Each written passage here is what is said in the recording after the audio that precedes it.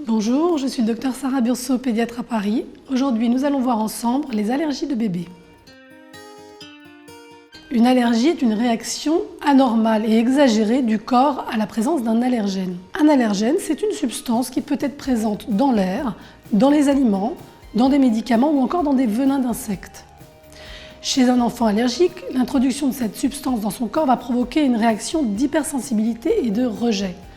Cette réaction peut être aiguë ou elle peut être chronique et du coup entraîner des manifestations qui sont tout à fait diverses. On peut parler d'une véritable épidémie de l'allergie. Chez l'enfant, on a noté un doublement des allergies en 15 ans. Alors cette maladie allergique est très évolutive et elle se manifeste différemment à différents âges de la vie. L'allergie peut se manifester au plan cutané, avec une poussée d'urticaire aiguë ou des gonflements de la peau et des yeux. Il peut y avoir encore un eczéma atopique. Elle peut se manifester au plan respiratoire par un asthme ou encore une rhinite allergique. Sur le plan oculaire, c'est une conjonctivite allergique ou encore les signes digestifs qui peuvent être une diarrhée, une constipation, une cassure de la courbe de poids ou encore des coliques. La manifestation la plus grave est le choc anaphylactique. Fort heureusement, ce choc est rare en pédiatrie. Alors quand devriez-vous penser à une allergie chez votre bébé? Bien sûr, si vous-même ou votre conjoint est allergique, il faudra être vigilant.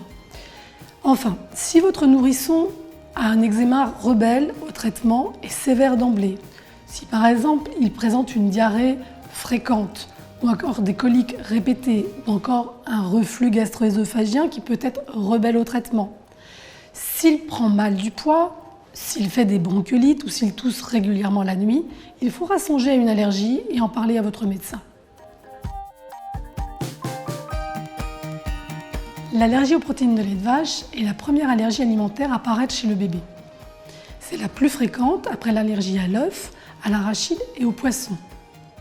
Elle commence généralement avant l'âge de 1 an et on estime que son évolution est favorable et que l'enfant est guéri dans 90% des cas vers l'âge de 3 ans.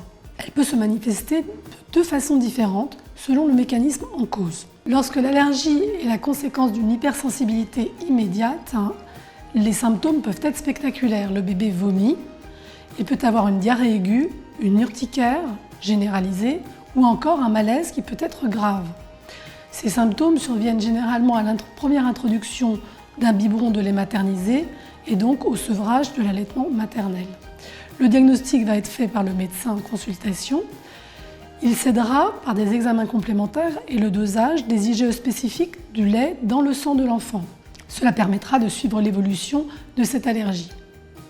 Le traitement repose sur l'éviction totale du lait et des produits laitiers. Il faudra aussi faire attention aux étiquettes des produits industriels et prendre des mesures spécifiques pour la crèche.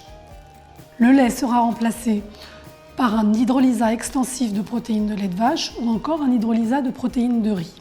Comme ce type d'allergie peut être dangereux, la réintroduction du lait se fera toujours en milieu hospitalier lorsque l'enfant aura acquis une tolérance, c'est-à-dire vers l'âge de 12-15 mois. L'allergie peut être aussi la conséquence d'un mécanisme dit d'hypersensibilité retardée. Les signes sont alors plutôt chroniques. Il peut s'agir d'une diarrhée chronique, d'une mauvaise prise de poids. Il peut s'agir encore de constipation ou de reflux rebelle. L'enfant peut présenter aussi un eczéma atopique ou encore des otites répétées. Le diagnostic dans ces cas-là est plus difficile. Le médecin pourra s'aider de tests cutanés comme le dialerte test.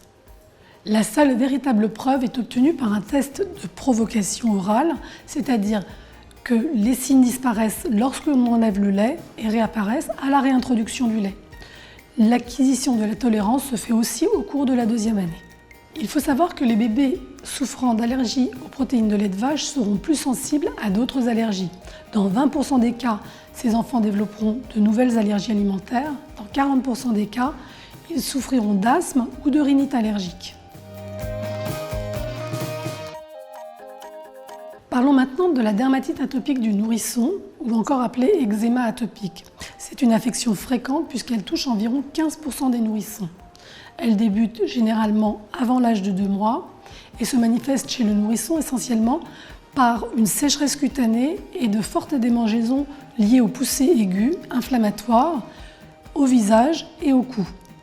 La dermatite atopique s'associe à l'asthme et à la rhinite allergique dans ce qu'on appelle l'atopie, c'est-à-dire la faculté qu'ont certains patients génétiquement déterminés à développer des allergies. Seules certaines dermatites atopiques très sévères et rebelles à un traitement bien conduit sont la conséquence d'une allergie alimentaire.